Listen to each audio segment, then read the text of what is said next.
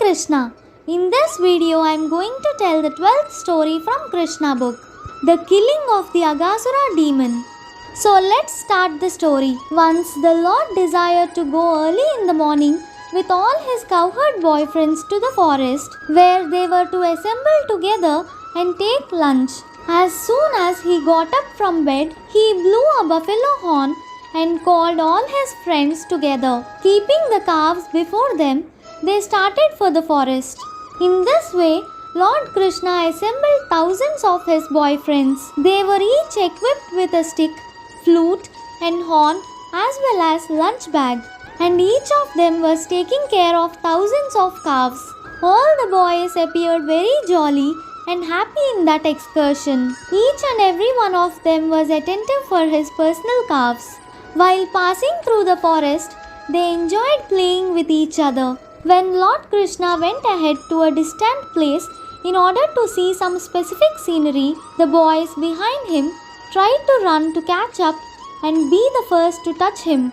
So there was a great competition. One would say, "I will go there and touch Kṛṣṇa," and another would say, "Oh, you can't go. I will touch Kṛṣṇa first." Some of them played on their flutes. Some of them followed the peacocks and imitated the sounds of the cuckoo. Some of them caught the tails of the monkeys and played with them, and when the monkeys jumped in a tree, the boys also followed. When Lord Kṛṣṇa was enjoying his childhood pastimes with his boyfriends, one Aghāsura demon became very impatient. He was unable to see Kṛṣṇa playing, so he appeared before the boys, intending to kill all of them. This Aghāsura was so dangerous that even the denizens of heaven were afraid of him. The demon Aghāsura appeared before Kṛṣṇa and his friends. Aghāsura happened to be the younger brother of Pūtana and Baƙāsura, and he thought, "Kṛṣṇa has killed my brother and sister. Now I shall kill him along with all his friends and calves." Aghāsura was instigated by Kamsa, so he had come with determination.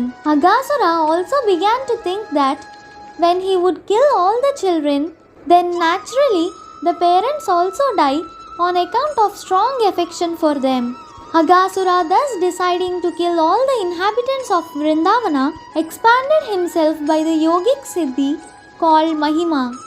In the yoga system, by the perfection called Mahima Siddhi, one can expand himself as he desires. The demon Aghāsura expanded himself up to 8 miles and assumed the shape of a very fat serpent. Having attained this body, he stretched his mouth open just like a mountain cave. Desiring to swallow all the boys at once, including Kṛṣṇa and Balarama, he sat on the path. The demon, in the shape of a big fat serpent, expanded his lips from land to the sky. His lower lip was touching the ground, and his upper lip was touching the clouds. His jaws appeared like a big mountain cave, and his teeth appeared just like mountain summits. His tongue appeared to be a broad traffic way, and he was breathing just like a hurricane. The fire of his eyes was blazing.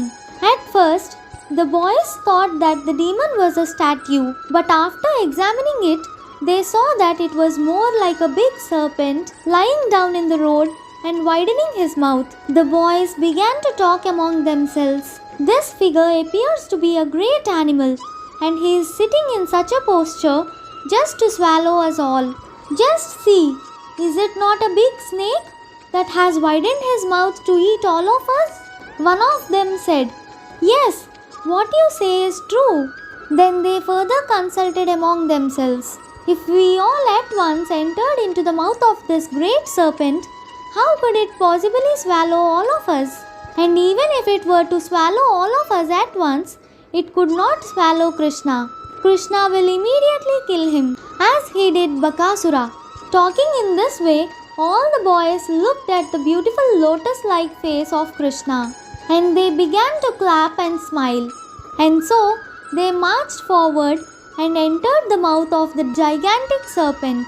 Meanwhile, Kṛṣṇa could understand that the big statue-like figure was a demon. While he was planning how to stop the destruction of his intimate friends, All the boys, along with their cows and calves, entered the mouth of the serpent. But Kṛṣṇa did not enter. The demon was awaiting Kṛṣṇa's entrance, and he was thinking, "Everyone has entered except Kṛṣṇa, who has killed my brothers and sisters. Kṛṣṇa is the assurance of safety to everyone."